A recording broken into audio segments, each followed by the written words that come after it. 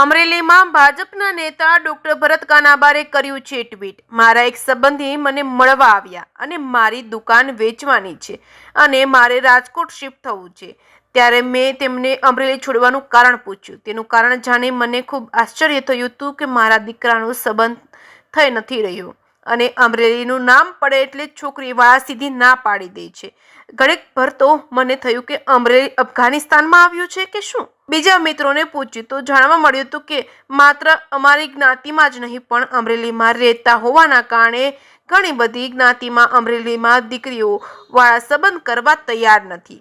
ગુજરાતના પ્રથમ મુખ્યમંત્રી ડોક્ટર જીવરાજ મહેતાના અમરેલીની આ સ્થિતિ માટે કોને જવાબદાર ગણવા?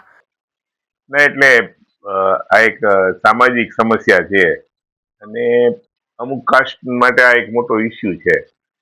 હું માનું છું કદાચ અમરેલી પૂરતો આ પ્રશ્ન મર્યાદિત નહીં હોય। અમરેલી જેવા જે નાના સેન્ટરો છે ત્યાં પણ આ જ સમસ્યા છે। મને યાદ છે કે જ્યારે અમે સ્ટડી કરતા હતા ને મારી શરૂઆતની બિગિનિંગ પ્રેક્ટિસ આજથી 25-30 વર્ષ દાયકા વર્ષો પહેલાની વાત કરું તો ગામડામાં જ કોઈ દીકરી દેવા તૈયાર નહોતું। એને કારણે ઘણા ગામડાના પરિવારો જેને મોટી ખેતી હતી એ પણ અમરેલીમાં દુકાન લે, કોઈ દિવસ ક્યારે વેપાર ન કર્યો હોય તો પણ ભાડે મળતી હોય તો ભાડે વેચાતી દુકાન લે, એટલા માટે કે દીકરીને એવું બતાવવા માટે, દીકરાઓને પરણાવવા માટે કે ભાઈ અમારે અમરેલીમાં વેપાર છે। દીકરીઓ ગામડામાં જવા તૈયાર નથી। હવે આજે અમરેલી જેવા સેન્ટરમાં પણ આવવા તૈયાર નથી। એક સમય હતો કે અમરેલી જયારે ડોક્ટર જીવરાજ મહેતા ગુજરાતની રચના પછી અમરેલી જિલ્લામાં ઘણી બધી ઇન્ફ્રાસ્ટ્રક્ચર વાઇઝ બહુ સારામાં સારી સુવિધા હતી। અમરેલીની સિવિલ હોસ્પિટલ કદાચ આખા સૌરાષ્ટ્રમાં એવી સિવિલ હોસ્પિટલ હતી। આજે પણ સરસ એનું ઇન્ફ્રાસ્ટ્રક્ચર છે। એવી જ વ્યવસ્થાઓ અમરેલીની કોલેજોની, એનું જે મોટું કેમ્પસ, અમરેલીમાં બીજા જિલ્લાના વિદ્યાર્થીઓ આવતા, પણ છેલ્લા 25 વર્ષની પરિસ્થિતિ એવી છે કે આ જિલ્લાનું મુખ્ય મથક હોવા છતાં પણ ગુજરાતના બીજા જે સેન્ટરોનો જે વિકાસ છે, વિકાસની દોડમાં અમરેલી આજે પાછળ છે। એના ઘણા બધા કારણો હશે, ભૌગોલિક કારણો છે। અમારી જે કોઈ મોટી ઔદ્યોગિક વ્યવસ્થાઓ નથી, કોઈ એવા ઔદ્યોગિક સાહસો નથી, ટોટલી એગ્રીકલ્ચર ડિપેન્ડન્ટ જેને કહેવાય એવો ડિસ્ટ્રિક્ટ છે। એટલે જે મોટા શહેરોની દીકરીઓની વાત કરીએ તો એટલે અમરેલીમાં આવું જ નથી।